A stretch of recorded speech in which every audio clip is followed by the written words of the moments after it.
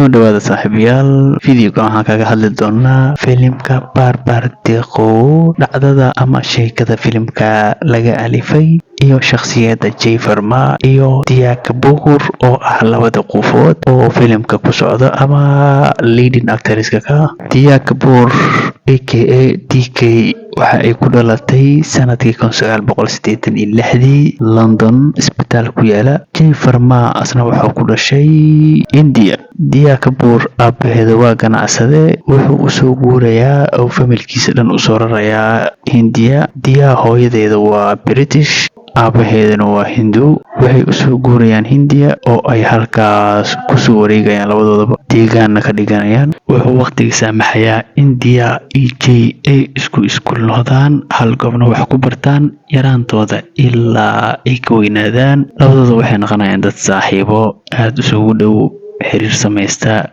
ilaa ay gaaraan heer ay guur goosiyaan. Jay wuxuu noqonayaa macallin ama professor ku takhasusay xisaabaadka marka xalintooda ay adag tahay in la xaliyo, wuxuuna bara jaamacadeed ka yahay college ku yaala Hindiya. Jay Farma oo markaa ah professor genius ku ah xalinta xisaabaadka marka ay adag tahay xalkooda in la helo, ayaa wuxuu u helayaa fursad ay soo bandhigtay jaamacadda Cambridge ee ku taala dalka UK in mas'alada xisaabaadkan qofkii xalkooda soo hela in ay sii doonaan fursad ay ku horumariyaan aqoontooda. Ayaa Jay waxa uu dirayaa mas'aladii markaas taagneed xalkeeda ama jawaabta saxda ay ku habbooneed xisaabtaas. Jay oo sidaa ku sugaya jawaab celinta jaamacadda Cambridge ayaa waxa uu guur ku heshiinayaan Dia Farma. Jay oo ku jira qabanqaabada arooskiisa, 2 maalmoodna ay ka dhiman tahay maalintii aqalgalkiisa, ayaa waxa uu fariin ka helayaa jaamacadda Cambridge. Fariintaasna oo ah in jawaab celintii uu kasoo sameeyay mas'alada taagneed ay tahay mid sax ah, jaamacaddana ay fursad u siisay in aqoontiisa ay sii horumariyaan. Jay oo aad ugu faraxsan jawaab celinta jaamacadda uu ka helay ayaa haddana waxa uu xaga jiidayaa arooska uu markaa galayo, wuxuuna ula muuqanayaa in uu ka hor istaagayo horumarkiisa maadaama Dia Kapoor aysan jecleen in ay qurbaha aado, ayna jeceshahay in faamiligeeda ay ku noolaato Hindiya, halkaasna ay nolosheeda ku qaadato. Jay oo degdeg aad u badan ka muuqdo ayaa waxa uu ka codsanayaa ninka markaa tafaafulooga ama faalalooga ay u yaqaanaan in uu guurka u dedejiyo maadaama waqti badan uusan haynin, kana codsanaya nidaamka guurka in uu wax yar ka yara bedelo si uusan waqtiga uga lumin. Farantigeliska kadib iyo aqalgalkooda, Dia Kapoor waxay soo wadaysaa Jay waxayna keenaysaa apartment marka uu aabaheeda hadiyad ahaan u siiyay. Jay oo ka cagajiidaya ku noolaanshaha Hindiya, isna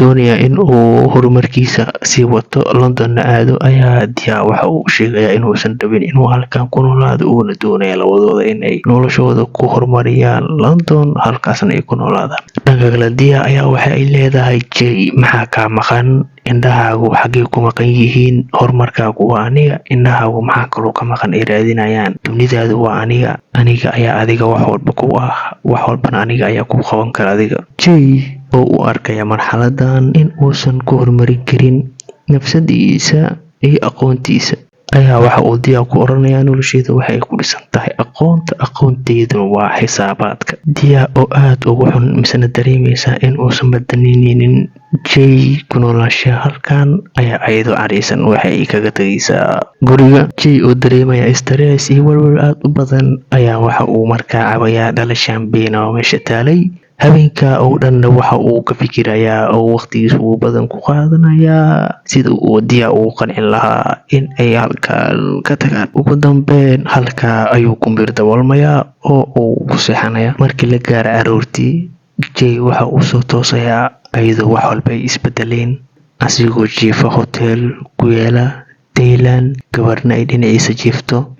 Jay oo aad ula yaaba marxaladda subaxan uu galay ayaa waxa uu ka soo baxayaa qolkii, waxa uu u imaanayaa gabadhii qaybta soo dhaweynta joogtay, waxaana uu leeyahay halkan waa halkee? Waxay leedahay waxaa joogtaa Thailand, magacayga waa Jay, fadlan ii fiiri goormeen halkan anigu imid. Waxay u sheegaysaa in uu yimid shalito, xalina uu halkan seexday. Jay oo aad ula yaaban isbedelka degdega ah ayaa waxa uu ku soo noqonayaa qolkiisa. Qolka marka uu soo galo wuxuu arkayaa gabadhii asiga dhinac jiifta inayba tahay xaaskiisa Dia Kapoor. Jay oo aad ula yaaban isbedelkan dhacaya ayaa waxa uu wacaya hooyadii waxaana uuna ku leeyahay hooyo maxaa waaye wax dhacaya anigu maxaa igu dhacay maamadii oo aad u faraxsan ayaa waxa ay leedahay adiga iyo xaaskaagu waxaad u baxdeen 7 waxaadna aadeen Thailand fadlan waqtiga ha ka qasin farxadiina qaata maalmihiina ku noolaada jay oo la yaaban isbedelkan dhacaya maskaxdiisuna aad ay u weydiinayso su'aalo tiro badan ayaa waxa uu maalintiisa dhan dalxiis kula qaadanaya Thailand xaaskiisa Diya Kapoor ugu dambeyn haweenkii marka ay seexdaan jay haddana subax waxa uu soo kacayaa asigoo marxalad kale ku jira waqtiguna isbedelay xaaskiisa oo xaamilo ahna hortiisa ay taagan tahay ayna ku leedahay jay hurdada ka kac keen xanuun ayaa hayo fool ayaan dareemayaa fadlan soo bax waqti ma hayno jay oo la yaaban isbedelka waqtiga iyo marxaladda uu markaan ku jiro ayaa waxa uu leeyahay xaaskiisa goorma uur qaaday inteena joogna anaga